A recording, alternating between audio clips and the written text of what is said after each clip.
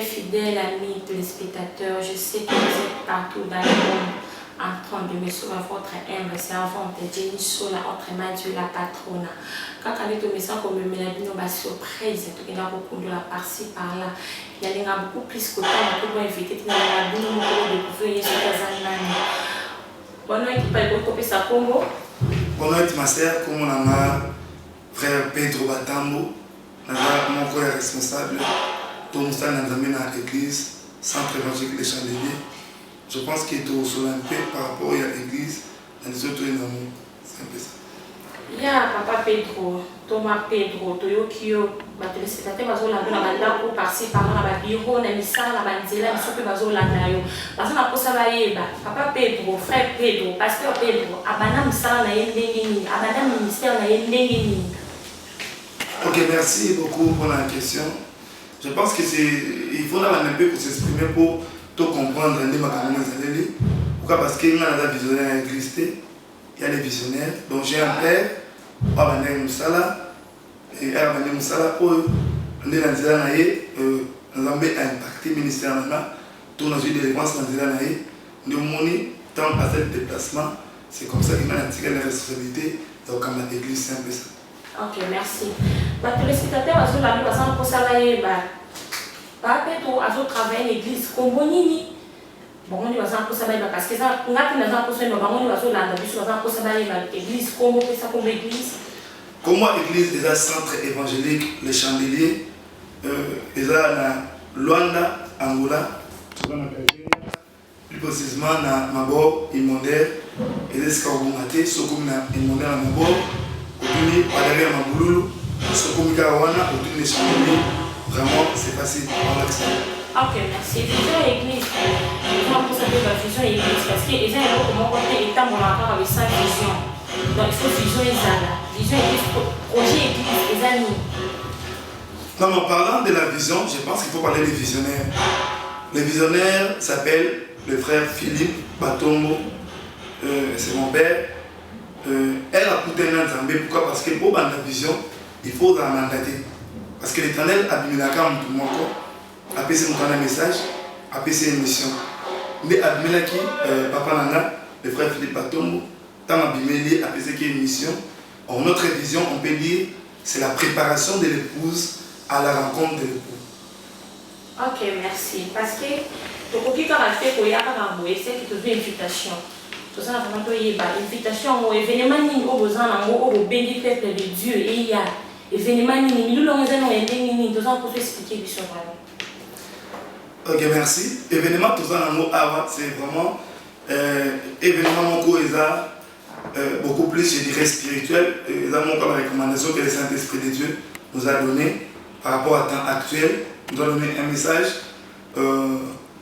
sur Jésus-Christ apparaît pour détruire les œuvres du diable. Je pense qu'il y aura des émissions autour du gouvernement. Mais où est important, et ça qui vous par rapport à tant tout ça, et toujours constater que tout comme on attend Masuka. On attend de la fin pour remarquer que Misale à Satana, et comme il soit en plein, même dans la carte de l'église, dans la carte de Mabota, dans la Bavia Batou, dans la carte de l'école, et l'Éternel nous a inspiré ce message pour tout le partager enfin que, car on a Zambété, n'a pas tout le Zambété, on comprendre la réalité, on a la paix, tout ça la délivrer, tout le monde en prison, et Misale à Moulé. Ah, merci. C'est pour l'événement, ça combien de jours? Avec des manières de 3 semaines, ils ont 21 jours. 3 semaines, tout ça, et dans la prière, ils ont pour qu'on soit de 17h à 18h30. Tout ça, dans le centre de Chandeliers. Ils ont des moments de prière parce qu'il y a activité à prière, il y aura l'enseignement, et puis nous allons prier. L'Éternel Dieu va délivrer beaucoup de gens. Il y a un moment où nous sommes importants dans le pour expérimenter la puissance de Jésus. Ok, merci. Merci sur vous, frère Pedro, vraiment clair dans le Pasteur Pedro, pourquoi ça va trouver 21 jours, la prière, Penangola, est-ce que c'est facile? Oh, pasteur, ça c'est ça comment il y a pasteur Pedro, il y a comment Zambé, on a fait sur recommandation. Notre problème est vraiment maîtriser tout fauté. Nous avons un problème, il y a un Moko. Parce que l'Éternel veut délivrer une personne. Elle n'a pas sauvé Moko. Angola ou pas Angola, ce qui est important. Ils ont Moko dans la prison. Oh, ça, dans un nouveau temps, je pense que l'événement a 21 jours à demander la totalité de la mobilisation de la prison. Vous êtes vraiment sûr que le bateau est bien ici. Vous n'allez jamais décidé. Oh, ça c'est le problème de l'Éternel, c'est pas mon problème. Moi je ne fais que oh, ça m'a dit dans notre salle. Je pense que ma réunion de prière dans Bissau, ils ont une réunion spirituelle pour tout ça pour te élever l'esprit supérieur. Bateau Mayaka, dans la témoignage, je sais que l'Éternel Dieu va se manifester d'une manière vraiment extraordinaire. Voilà, faire des 3 ans vraiment clair dans ma lobanaï parce que tout le monde dans l'église est belé, des phénomènes qui belé à moyen. Bateau Mayaka, est-ce qu'il y a quelque chose? Parce qu'avant de bâtir le mot, il faut appeler ça bon. Est-ce qu'il ferait Pedro? Bateau Bakoya, on a évité au Seigneur déjà, tu as déjà un message qui va y avoir un quelconque. Oh, il y a ça la délivrance, c'est pas ça. Je pense que, exactement, il y a la prédication par rapport à Missane à Satana, à Tapa Sukatoza, on remarqué que l'un des causes là qui avait un Zambé, c'était un faux prophète ou c'était un faux miracle, il n'a pas pris Madame Mozolo. Parce que Christ nous a dit, aux gens qui ont fait, PSAP, il a fait. Parce qu'il y a Baki, il n'y a pas tant de souka, il n'y a pas de cobra, il n'y a pas de pour la grâce pour la matière donc à son bamoté. Pour prophétiser, c'est une grâce, c'est immérité. Son nom salamo, c'est pour accomplir ordre au Namapesi, pour la édifier les beaux dans la Zambie, la mesure la grâce au Namapesi. N'a côté qu'on a monté jamais. Merci beaucoup. Bino bakoki na l'église oyo. Papesa c'est na rabino ba mo, ba c'est na rabino ba bido ba oui. Oya boya l'église les chandeliers. En tout cas message est clair. Message vraiment est clair boya ba alors vous allez jamais décider. Ou tika jamais vous allez décider. Pasteur Pedro, tout ça vraiment na pour ça que on peut s'habituer au horaire. Il y a église mobile. Oui, ba vrai on a eu les andengeni. Bon, merci beaucoup. On est dans la prière, pour demander la prière. Je pense que par la grâce de Dieu, on a tout un marathon de prière. Et je pense même après l'événement 21 jours, de continuer la prière. Mais le programme, c'est d'abord. Tout ça, chaque mardi, il y a la formation, il y a des disciples à partir de 17h, 18h30.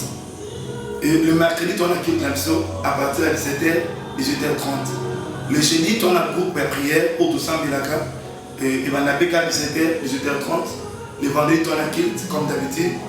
17h, 18h30, samedi, la journée d'évangélisation, autour de la Goluka, premier perdu, autour de la présence de Zambé. Le dimanche, on a quitté l'adoration, rencontre d'adoration de 9h30 à 12h30. Ma programme est moi. Ok, merci frère Pedro. La face sur mon entier, Zolandayo, les choses basées à l'hôpital, basées à un problème. Baza vraiment la pose à payer à courir, si baza banda, baza hôpital, baza par-ci par-là monde entier, parce que baza là na si on va courir, monde de la fin na yo izani. On a lancé un message na Dibota na Zambie et surtout na l'église na tanto commis. En tout cas, d'autres traverser tant mon coup y a ma paix na l'histoire il y a l'église. Pourquoi? Parce que si on t'a dit par rapport à ma prophétie, il y a temps de la fin, même au Matthieu 24, on remarqué que tant pour tout ça, plus ils ont faux que vrai. Donc tant que Christ a plusieurs, c'est pour des faux. Mais un qui, c'est pour des choses bien. Donc on passe temps pour l'église, on a présenté par rapport à la prophétie, on a séduit. Parce que le diable est en train d'opérer même dans les églises. Il y a des pasteurs sorciers, il y a des pasteurs magiciens, il y a des faux prophètes dans l'église de Dieu. Et on monte un son d'alarme pour tout dénoncer le message ou un message avec les mots dans la prière. Parce que tant qu'on pénètre sur cette zone, tout se préparer en conséquence. Parce que le vrai miracle, ce n'est pas aux avis de Tamboli. Le miracle solo est ça, au bon moment de solo, au côté de mon thème, les messages dans la main. Ok, merci. Donc, ça beaucoup plus. Merci ensemble. On a fait ce temps.